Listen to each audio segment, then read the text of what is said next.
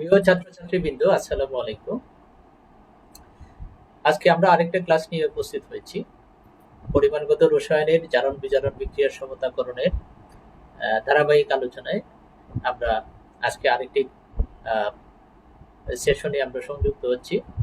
প্রিয় ছাত্রছাত্রীরা, তোমরা নিশ্চয়ই ভালো আছো এবং তোমরা এই ক্লাসটা করার জন্য তোমাদের সমস্ত প্রস্তুতি আছে। তোমরা সবাই তোমাদের কম্পিউটারের সামনে, ডিভাইসের সামনে তোমরা উপস্থিত হয়েছো। প্রিয় ছাত্রছাত্রীরা, তাইলে আজকে আমরা জারণ বিজারণ বিক্রিয়ার সমতাকরণের জন্য আরেকটি উদাহরণ নিয়ে আমরা আজকে আলোচনা করতে যাচ্ছি। তাহলে আমরা উদাহরণটা উপস্থাপন করি।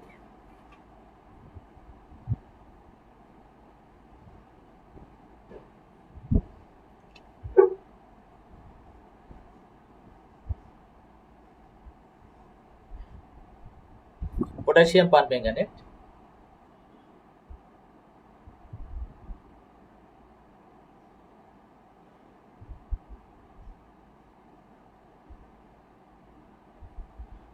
that is oxalic acid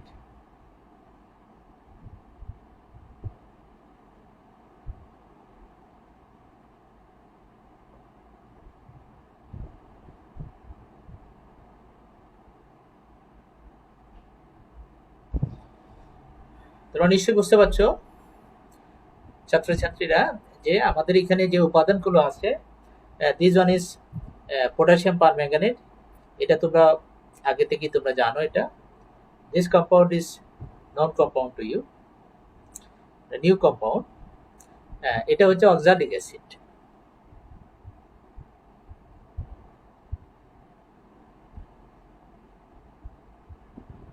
oxalic acid plus sulphuric acid. তোমরা নিশ্চয়ই দেখতে পাচ্ছ যে আগের সিস্টেমের মতনই আমরা বলছি এখানে কি কি প্রোডাক্ট হবে, প্লাস সমতাকরণ করতে হবে।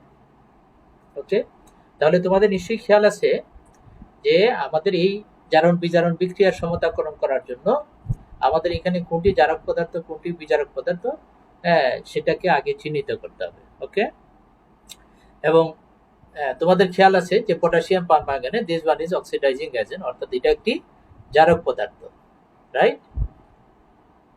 আর সালফিউরিক অ্যাসিড এটা জারক হিসেবেও কাজ করে না, বিজারক হিসেবে কাজ করে না। এটা হচ্ছে লঘু সালফিউরিক অ্যাসিড। হ্যাঁ, তাহলে বাকি রইল এই উপাদানটা oxalic acid. That means this oxalic acid is reducing agent, অর্থাৎ এটা হচ্ছে বিজারক পদার্থ। তাহলে আমাদের প্রদত্ত বিক্রিয়া পটাশিয়াম পারম্যাঙ্গানেট জারক, পটাশিয়াম আর অক্সালিক অ্যাসিড হচ্ছে বিজারক পদার্থ। তাহলে নিশ্চয়ই তোমাদের সিস্টেমটা মনে আছে যে আমরা সমতাকরণটা যখন করি তখন জারক পদার্থ ইলেকট্রন গ্রহণ করে বিজারিত হয়, তার জন্য একটি বিক্রিয়া পাই, বিজারণ অর্ধ সমীকরণ। এবং বিজারক পদার্থ ইলেকট্রন ত্যাগ করে জারিত হয়, তার জন্য আমরা আরেকটি বিক্রিয়া পাবো, সেটা হচ্ছে জারণ অর্ধ সমীকরণ। তখন আমাদের ইলেকট্রনের সমতাকরণ করতে হবে।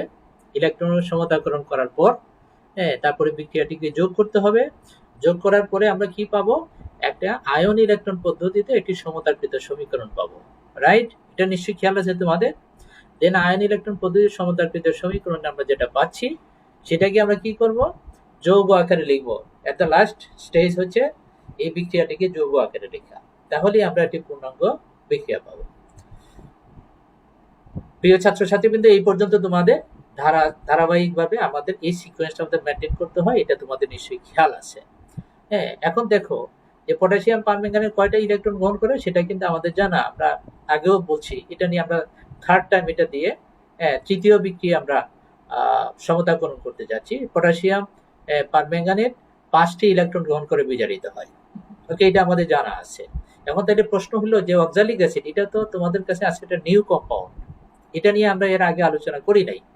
তাহলে এই অক্সালিক অ্যাসিড একটি বিজারক হিসেবে সে কয়টি ইলেকট্রন ত্যাগ করে, এই কনসেপ্টটুকু তোমাদের আগে ক্লিয়ার হয়ে যাওয়া দরকার। দেন আমরা সমতাকরণে যাব। তোমরা নিশ্চয়ই বুঝতে পেরেছ, যেহেতু এটা নতুন অক্সালিক অ্যাসিড, এটাকে আমরা এই অংশটুকু আগে বুঝে ফেলি।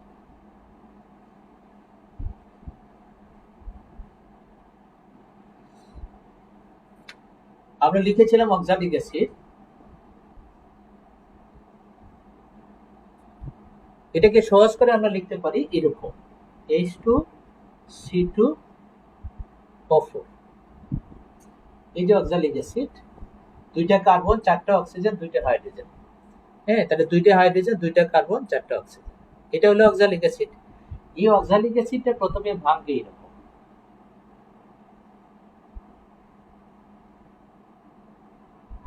এটাকে বলছি আমরা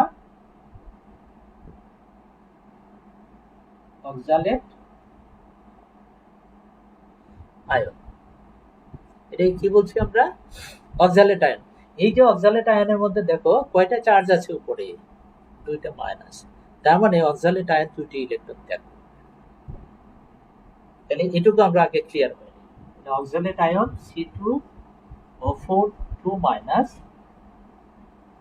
2 ইলেকট্রন।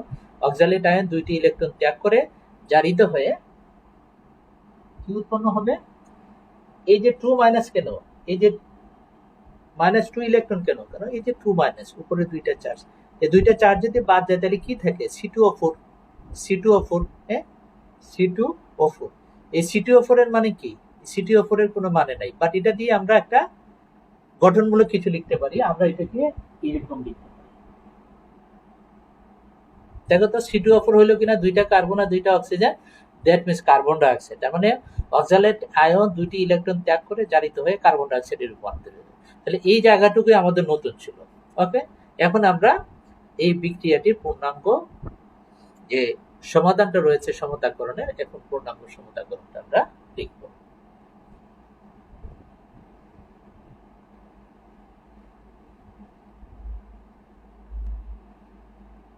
ওকে, তাহলে আমরা সমাধানে যাচ্ছি।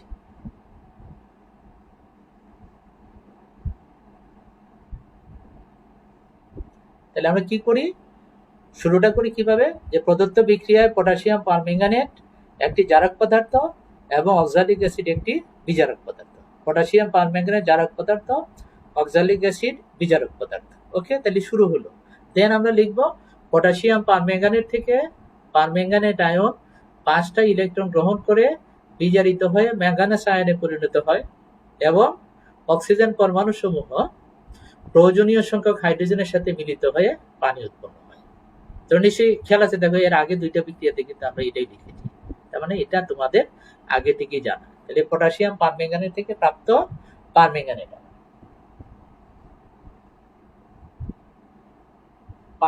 আয়ন 5টি ইলেকট্রন গ্রহণ করে বিজারিত হয়ে ম্যাঙ্গানাস আয়নে পরিণত হয়। দিস ওয়ান ইজ ম্যাঙ্গানাস আয়নে পরিণত হয় এবং অক্সিজেন পরমাণু সমূহ প্রয়োজনীয় সংখ্যক হাইড্রোজেনের সাথে মিলিত হয়ে পানি উৎপন্ন হয়। প্লাস পানি, কয় অণু পানি হবে? কয়টা অক্সিজেন আছে? 4টা, তাহলে 4 অণু পানি। তাহলে কয়টা হাইড্রোজেন হলো? 4 দুগুণা 8টা হাইড্রোজেন। তাহলে আমার প্রয়োজনীয় সংখ্যা হাইড্রোজেন মানে কয়টা? 8টা। এই যে বিক্রিয়াটা, এটা হচ্ছে বিজারণ অর্ধ বিক্রিয়া বা বিজারণ অর্ধ সমীকরণ। ওকে, বিজারণ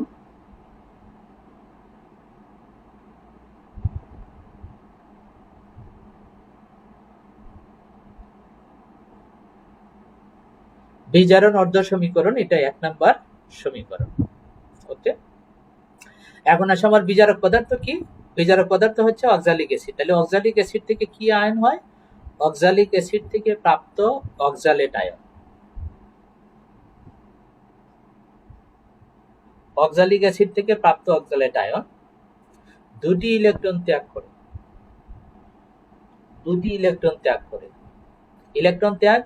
ইলেকট্রন রিলিজ ইজ অক্সিডেশন, তার মানে জারিত হচ্ছে। দুইটি ইলেকট্রন ত্যাগ করে জারিত হয়ে কার্বন ডাই অক্সাইডে পরিণত হয়। এটা হচ্ছে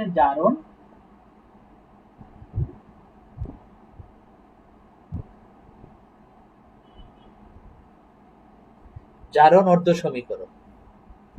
এটা 2 নাম্বার। তাহলে বিজারণ অর্ধ সমীকরণ পেলাম, জারণ অর্ধ সমীকরণ। এখন কি করতে হয়? এই পর্যায়ে আমাদের করণীয়টা কি? নিশ্চয়ই খেয়াল আছে তোমাদের? হ্যাঁ, এখন ইলেকট্রনের সমতা করতে হবে। এটা 5টা ইলেকট্রন গ্রহণ করেছে আর এখানে 2টা ইলেকট্রন আমরা পাচ্ছি। তাহলে 5টা এবং 2টা তো সমান না, তাহলে ইলেকট্রন সমতা করতে হবে। তো ইলেকট্রন সমতা করার জন্য 1 নম্বর সমীকরণকে যদি 2 দ্বারা গুণ দাও তাহলে হবে 10টা ইলেকট্রন, আর 2 নম্বর সমীকরণ যদি 5 দ্বারা গুণ দাও তাহলে হবে 10টা ইলেকট্রন। তাহলে ইলেকট্রন সমতা হয়ে যাচ্ছে। তাহলে ইলেকট্রন সমতা করানোর জন্য কি করব, 1 ইন্টু 2, 1 নম্বর সমীকরণকে 2 দ্বারা, এবং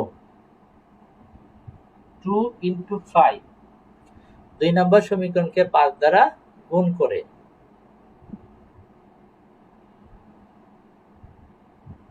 ইলেকট্রন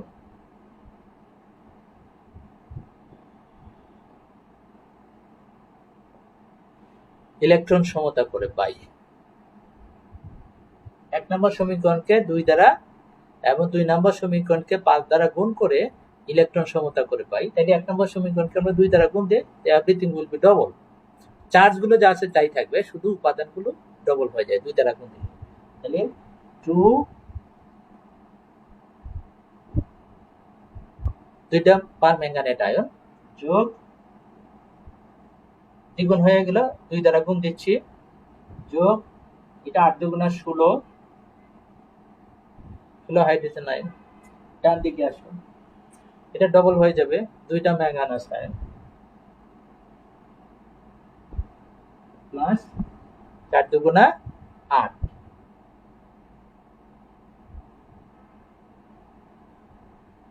এটা 3 নম্বর সমীকরণ।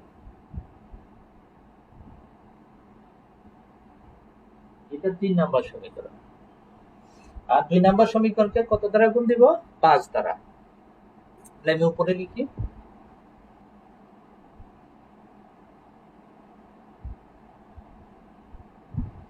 দুই নম্বর সমীকরণকে 5 দ্বারা, তাহলে 5C2O4 2 মাইনাস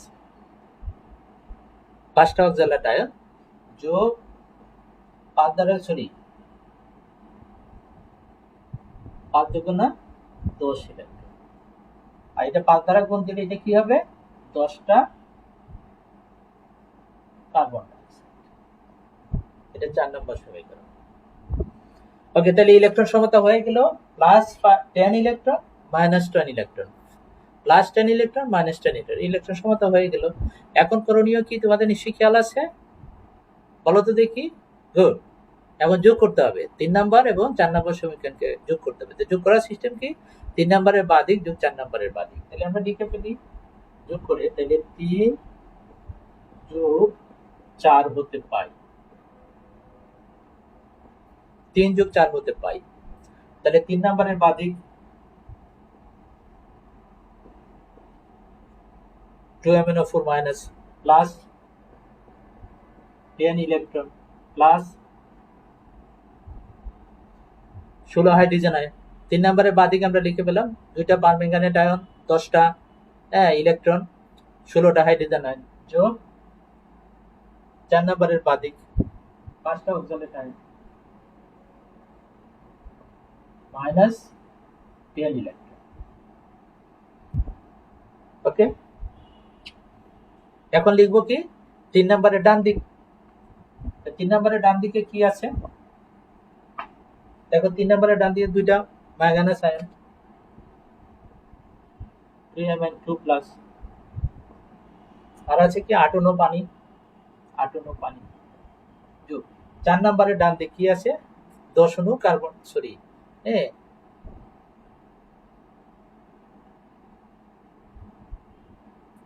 এটা 3 নাম্বারের ডান দিকে কি আছে, 10 অণু কার্বন ডাইঅক্সাইড, 10 অণু কার্বন ডাইঅক্সাইড।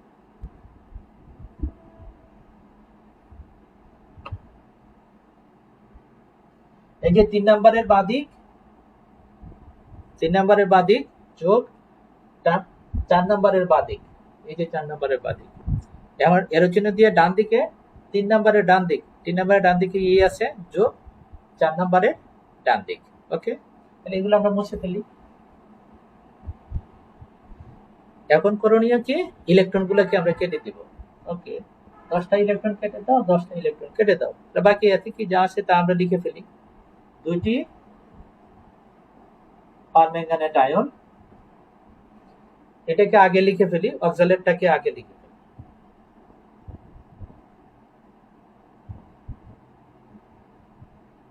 এটাকে পরে লিখি। ওকে, হাইড্রোজেন আয়ন। তারপর ডান দিকে লিখো, ডান দিকে কি আছে? দুইটা ম্যাঙ্গানিজ আয়ন।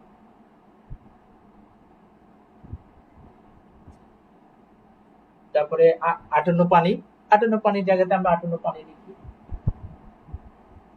তো 10টা কার্বন ডাইঅক্সাইড। এখন দেখো এই যে সমীকরণটা আমরা পেলাম, এটা হচ্ছে সমতাকৃত সমীকরণ।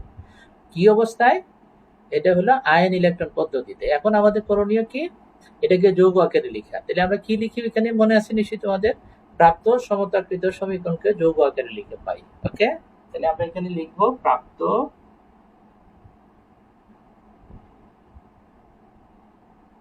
সমতাকৃত, প্রাপ্ত সমতাকৃত সমীকরণকে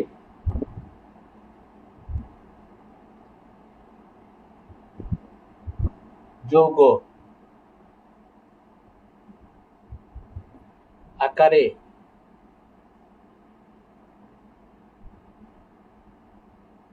লিখে পাই। প্রাপ্ত সমতাকৃত সমীকরণকে যৌগ আকারে লিখে পাই। এটা লিখে এইটাকে আমরা যৌগ আকারে লিখে। ওকে, তাহলে উপরেটুকু আমি মুছে ফেলবো।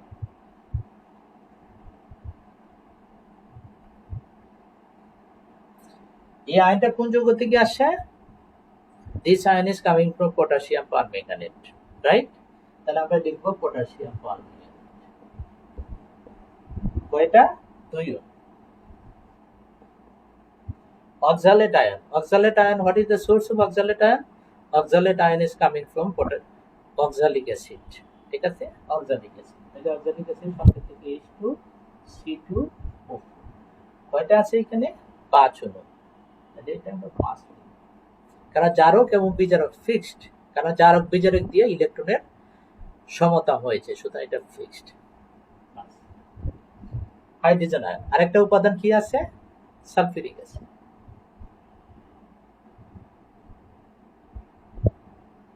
এখন তোমাকে ভাবতে হবে, গণনা করতে হবে কয়টা সালফিউরিক অ্যাসিড। আমার total number of hydrogen ion in left side 16। তাহলে যৌগ আকারে লিখবো, সেখানেও total number of hydrogen atom is 16 in left side. যেমন source of hydrogen ion is compound. One is oxalic acid, another one is sulfuric acid. Oxalic acid এর total number of hydrogen in oxalic acid 5 গুণা 10টা। আর এখানে আছে 16টা hydrogen ion. তাহলে 16টা হওয়ার জন্য আর কয়টা লাগে? 6টা হাইড্রোজেন পরমাণু লাগে। তাহলে 6টা আসবে কোথা থেকে? সালফিউরিক অ্যাসিড থেকে। তাহলে এটা দিতে হবে 3।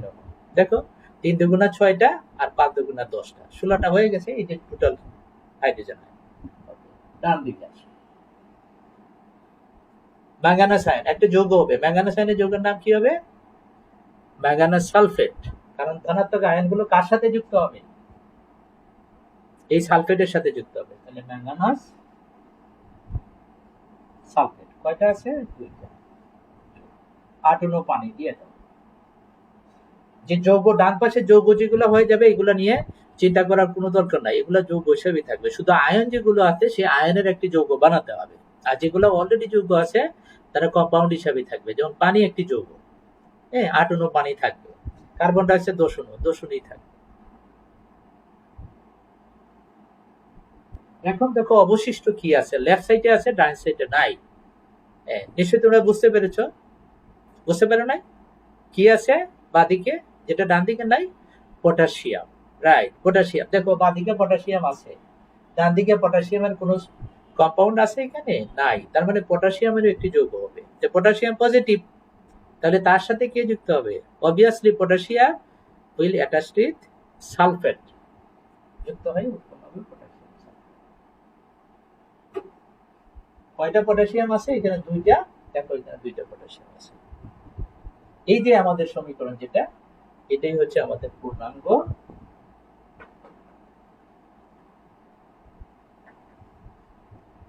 সমতাকৃত সমীকরণ। ওকে, এই যে আমরা সমতাকৃত সমীকরণটা লিখলাম, তাহলে এই সমতাকৃত সমীকরণের মধ্যে তুমি দেখে নাও যে বাদিক ডান দিকে সব উপাদান ঠিক আছে কিনা। দেখো বাদিকে 2টা পটাশিয়াম আছে, ডান দিকে 2টি পটাশিয়াম আছে, বাঁ দিকে 2টা ম্যাঙ্গানিজ আছে, এখানে দেখো 2 অণুর মধ্যে 2টা ম্যাঙ্গানিজ আছে, বাঁ দিকে 4 দুগুণে 8টা অক্সিজেন আছে, দেখো 8 অণু পানির মধ্যে 8টা অক্সিজেন আছে। এখানে 5 দুগুণে 10টা কার্বন, দেখো কার্বন আছে 10 অণু, কার্বন আছে 10টা কার্বন আছে। হ্যাঁ, অটোমেটিক এখানে 4-5-এ 20টা অক্সিজেন, দেখো 10 দুগুণা 20টা অক্সিজেন আছে। ওকে, হাইড্রোজেন আছে 5 দুগুণা 10টা, 3 দুগুণা 6টা, 16টা, দেখো ডান দিকেও 16টা আছে, 8 দুগুণা 16টা হাইড্রোজেন পরমাণু আছে। সালফেট আছে, দেখো এখানে 3 অণু সালফেট, ডান দিকেও দেখো 3 অণু সালফেট আছে, এটা 2 অণুর মধ্যে 2টা আর 1 অণুর মধ্যে 1টা। তাহলে প্রত্যেকটি উপাদান একদম পরিপূর্ণভাবে ডান দিকে এবং বাম দিকে মিলে গেল। তাহলে আমরা সমতাগ্রহণ যখন করলাম তখন আমরা হোয়াট চিহ্ন দিয়ে লিখেছিলাম হোয়াট, তখন তোমরা কনফিউশন হচ্ছিল what will be the product, এটা টোটালি আনসিন। বাট যখন তুমি ব্যালেন্স করতে গেলা সিস্টেমেটিক ভাবে, when you start to balance this equation systematically, automatically product is created. Product, you will find the product. কি হবে তার একটা ইনফরমেশন পেয়ে যাচ্ছে, বা ultimately you will get the all of the product of this reaction. তাহলে বিক্রিয়া এবং প্রোডাক্ট আমাদের সমতাকরণ হয়ে গেল। এই যে শিক্ষার্থী বন্ধুরা দেখো, এভাবে যদি আমরা যে প্রত্যেকটা ক্লাস যদি তোমরা বুঝে থাকো, হ্যাঁ, তাহলে কিন্তু এই অটোমেটিক তোমরা একটু যদি একটু সিনসিয়ার থাকো, এটা বোঝার চেষ্টা করো, তাহলে এগুলা আমি যেরকম সহজভাবে বোঝাচ্ছি তোমাদেরকে, তোমরা এর চেয়ে আরো অনেক সহজে এটা তোমরা করতে পারবে, উপস্থাপন করতে পারবে। ওকে শিক্ষার্থী বন্ধুরা, এই সমতাকরণটা অবশ্যই দরকার, কারণ এগুলো তো আসবে পরীক্ষায়, পাশাপাশি এগুলো অঙ্ক যখন করতে যাবো তখন কিন্তু সিস্টেমেটিক করবো না, ওই কনসেপ্টটাকে কাজে লাগিয়ে আমরা স্পোর্টস সমতাকরণ, আমরা আশা করি হয়তো আগামী ক্লাস বা পরের ক্লাসে আমরা এটা নিয়ে অঙ্ক করবো।